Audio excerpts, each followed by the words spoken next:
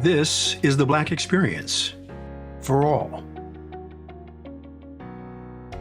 Minyon Moore is considered one of the nation's top strategic thinkers, with extensive experience in political and corporate affairs as well as public policy. Under President Bill Clinton's administration, she served as assistant to the President and Director of White House Political Affairs, serving as a close advisor for the President, Vice President, and First Lady. Prior to that, Ms. Moore was CEO of the Democratic National Committee. Well, no, again, I want to say thank you for joining me here for, the Black Experience for All. What we do is we try to tell the stories of successful Black Americans to help inspire young people and help eliminate racism. So you are an absolute role model across the board. So it's an absolute honor and privilege to get a chance to chat with you. So again, thank you so very much. Thank you for inviting me.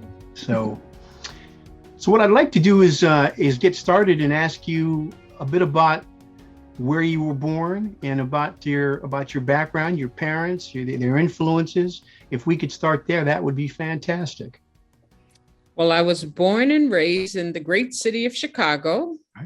I literally left Chicago as I was evolving in politics, but my parents, my father was a postal worker and my mother was an accountant in a factory.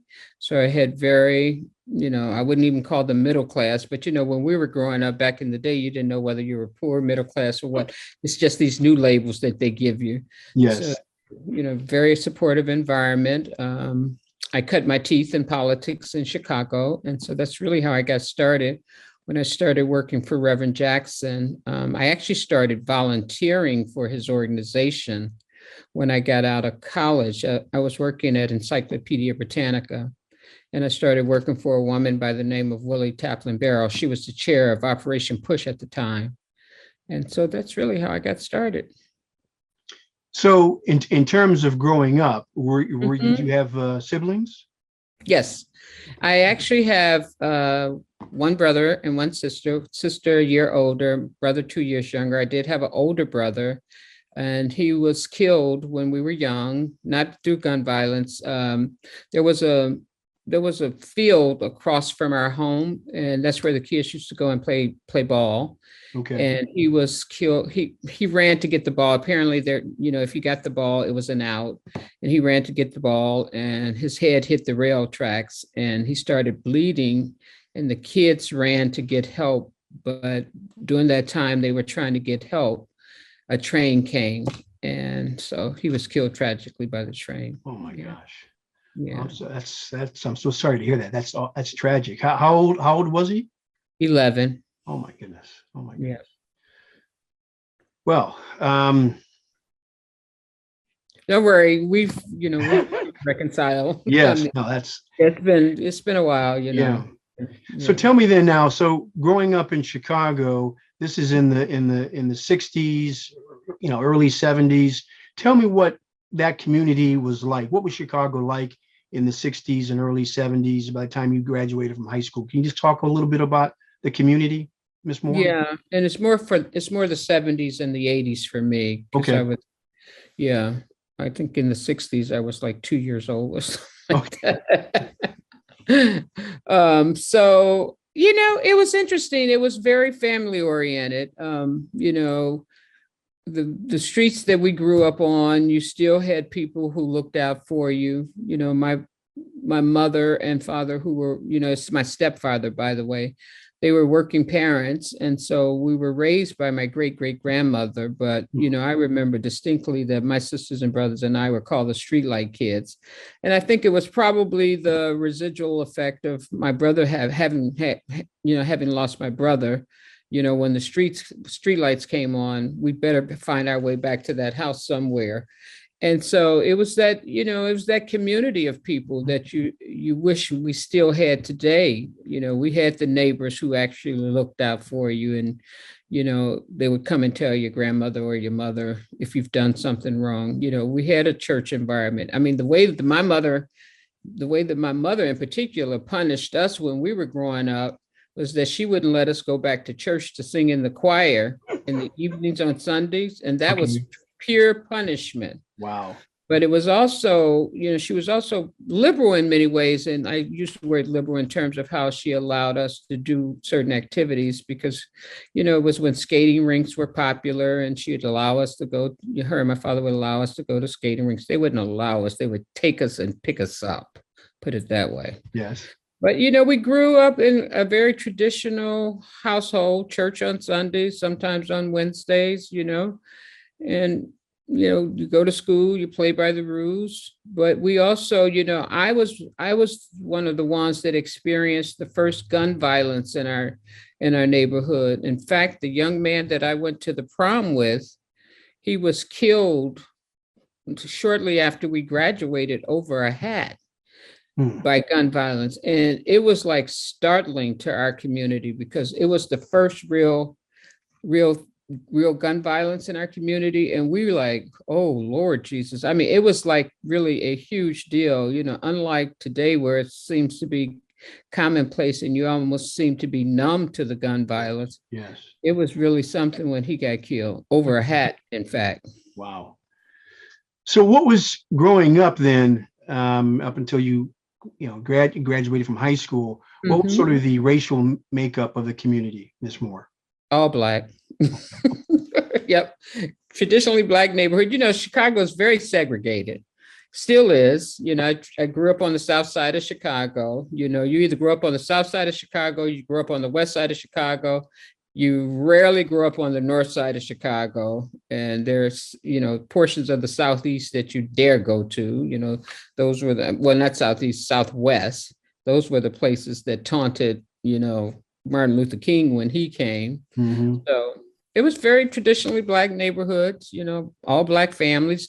But what's interesting about the neighborhoods is it was teachers and it was police officers and it was librarians and it was, people who had actually gotten college degrees in some measure. Across the street from me, I had, that's where we learned about the military because one of our neighbors, she was dating a young man who was in the service, and we all used to gather around her house when he'd come home and sit on her porch just to hear his stories about being in the military. So it was that kind of environment. And did you pay much attention to what was happening in the outside world growing up? After I started going to Operation Push, which I was actually, I guess I was more or less a college student or right before college, because my cousin used to come around the house and say, any volunteers? I'm going down to Operation Push. And so one day I just decided to go with him. And that became an awakening because, at the time, Reverend Jackson was at the height of who he was. Mm-hmm. And everybody was clamoring to get next to him. But it was also a time where Harold Washington was thinking about running for mayor. So, there was a lot of Black pride going on in the city. Mm-hmm. And that became the awakening for me. And, I found myself going there every Saturday just to listen to the empowering messages about what we should be doing for our community and how we should be working to improve things in our community. But what I liked about it wasn't about what the man should be doing. It was about what we could do to help better ourselves and help make sure that, each one teach one. And that was the philosophy. That's terrific. And what year was this basically, Ms. Moore? Harold Washington ran in the early 80s. Okay. It was probably a couple of years before he ran that I started actually going to Operation Push on a regular basis and started volunteering, quit my good paying job to work at Operation Push. So let me ask you about college. So where did you go to college, Ms. Moore? University of Illinois. Okay. And majored in sociology and political science. Did your parents or grandparents, had they gone to college? Nope. My sister was first generation graduate, and then me, and then my brother. Okay. So then tell me, when did you know that you were going to go to college? And how important was that from your parents' perspective? Well, it was clearly important because, they paved the way, but most of me and my sister, we actually paid our way through colleges. It wasn't like they had a college fund set aside. Right. It was, I worked and I went to school at night. And, my sister actually went away to college. She went to Bloomingdale, University of Illinois at Bloomingdale. Not, Okay. no, it wasn't. No, it was Illinois State. She went to Illinois State. Okay. And so she went away to college, but she also worked through college. I worked through college. I had a full-time job and I was working, I was going to school part-time. And then sometimes I would go to school full-time. It ebbed and flowed, but and it was important. It was important to the family, but more importantly, it was important to us. Yes. And that's the thing that I look back on. It wasn't like my mother or father or grandmother had to say, you are going to college and you're not going to live in this house. It just seemed natural, Yes. So when you first got to college, what were you sort of thinking that you'd like to major in? That's a really good question because I think I thought I wanted to be a doctor. Okay. And so I started, and this was my path. I want to be a doctor, so I would go volunteer. So I went and volunteered at Northwestern Hospital, and I said, "Oh, okay, this is interesting." And then I realized I wasn't that good in science, so I'm like, "Well, you'll never make that career goal." so then we had to do a curriculum as a part of our, college credits. So I had to do a curriculum. And so I started volunteering in a deaf blind center. And I found that to be incredibly fascinating because I had this little young man, I wonder if he's still with us today. He was deaf and blind. And so I'd have to go out to the center in the suburbs. I can't even remember, it was really far, but I know I'd be driving like forever to just get there. And then, Jamie had gotten used to my voice. So when he acted out, I swore he could see and hear. And I'm like, you're faking us, Jamie. But what it taught me, to be honest, is it taught me patience. It really taught me patience, and it taught me to see the world from a lot of different perspectives and not just through my eyes. Because I was, to know that you're fortunate to have your eyes.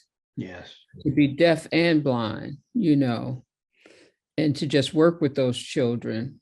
Even though I didn't take that path, it really did open my eyes to what it's like to be different in America that, either shuns you or embraces you. Yes. And to this day, when I see children with Down syndrome, it just brings a big smile to my face because a lot of the kids that we were working with had Down syndrome, but they're the most loving children in the world. They are so loving, and you shouldn't underestimate them. You shouldn't even underestimate anybody that's different. Yes. And so those kids taught me that, and I'm grateful that I had that experience. But then I went on to volunteer at Operation Push, and that's when my eyes became really open to the disparities, the things that we have to do as a people to continue to fight to open up processes and, get systems in place, and the racism and the inequities. And that's when I think I had the calling. It either found me or I found it. Yes. So do you recall the first time you saw Reverend Jackson speak? What was that like? Do you recall? I do. But before I saw him speak, I was actually working with he and Reverend Barrow. Okay. It was interesting. Let me step back a second, because when I was in college, my instructor gave us the impression that because we had to do a paper, one of our papers was on public service and, public figures. So my group, the ambitious group, we decided, okay, if we get an interview with Reverend Jackson, then we have landed an A on this paper and it's a wrap. So we would go over to Push. It's really interesting. We'd go over to Push every Saturday. This is before I started volunteering. We'd go over to Push every Saturday. and we hang around and we try to see if we could get that interview. I'm like, I don't know what we were thinking, but that's when we started hearing him speak. Okay. And we knew we got to really get this interview. And so then I ended up meeting one of the people that worked with him, a young man who was it was his body aide. And he saw, we were all about the same age. So if somebody pointed him out to me, and I went up and introduced myself to him, a guy by the name Craig Kirby. And I told him what we were trying to do. And he said, well, we'll try to get it, but he's in and out, because on Saturdays he was, because he was actually out campaigning a lot. So they said, well, we'll try to get it, but you might be better off trying to get Reverend Barrow, who was the chair. And that became the best thing that ever happened to us, because she was the glue behind him. She was the person that was really the strategist and the person that kept him up and running while he was out campaigning. Mm-hmm. And so, that's the reason why he could speak so well, because he had somebody that could actually run his organization while he was being the inspiration. Now, don't get me wrong, he was there, and he's definitely, when he's in the office, he's definitely in tune to what's going on.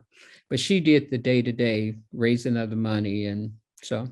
Well, that must have been a very powerful experience for you to see this Black woman basically, taking charge and taking care of business. That must have been a very inspirational situation. Am I right? Oh God, yeah. Yeah, she became, I would not be where I am today without her. Okay. I can say that without fear of reservation. Her and Reverend Jackson, but certainly her. She took me under her wings. She allowed me to go to meetings that I had no business being in. And virtually I was sitting in a corner holding her purse and happy to hold the purse. And every time I saw her car getting ready to move, I'd ask her, do you need me to carry your purse? Because sitting in the room, listening to those leaders talk and strategize, or seeing her talk to, business leaders in corporate America, was probably the thing that helped sharpen my antenna in terms of politics, helped give me empathy where I needed it, and really helped me understand the art of politics. So I give her all the credit, because she allowed me in rooms that I should not have been in. But what it did, Adam, was I became known to the leaders. That's why I can credit, Dr. Betty Shabazz and Dr. Maya Angelou and Coretta Scott King as women that I worked with and knew personally. And it wasn't like I can, and I roll their names off of my tongue like butter, because they were, although they call me Minyon and just they call me Coretta, it was Miss Coretta, it was Dr. Shabazz. I mean, these were women that came to my house. These were women that I actually could pick up the phone and call, but it was because of the experience that I got from her and Reverend Jackson. Yes. Is Reverend Barrow, is she still alive? No, she passed maybe 10, 15 years ago. Okay. No, that's extraordinary. Mm-hmm. We know what a fantastic foundation at such an early age. That's incredible. So going back to the original question, is the first time, so you've been around Reverend Jackson and all these phenomenal people, but the first time you heard him speak, what did that mean to you? What impression did that have on you? Do you recall? Yeah, when I heard him speak for the first time, it was interesting that, and I don't know why my mind went here. It could be because he was thinking about running for president, or he was running at the time. I can't recall. But my mind went to, Jesus Christ, he could be the first Black president.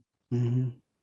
I mean, I really thought that in my brain. In my brain, I said, oh man, he could literally be the first Black president. And I want to be able to work with them and work with his organization. That was the thing that was the most compelling to me. Mm-hmm. And the fact that he had such love for his people. And I was like, oh, I like this. He really loves Black people.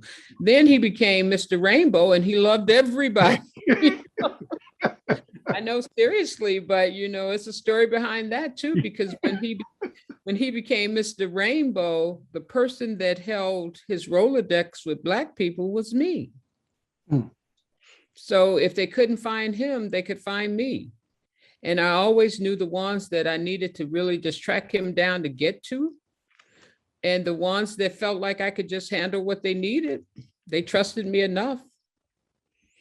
That's fantastic. And when I left finally to go into just big D Democratic politics, he told the chair of the party, "You're taking the motor out my computer."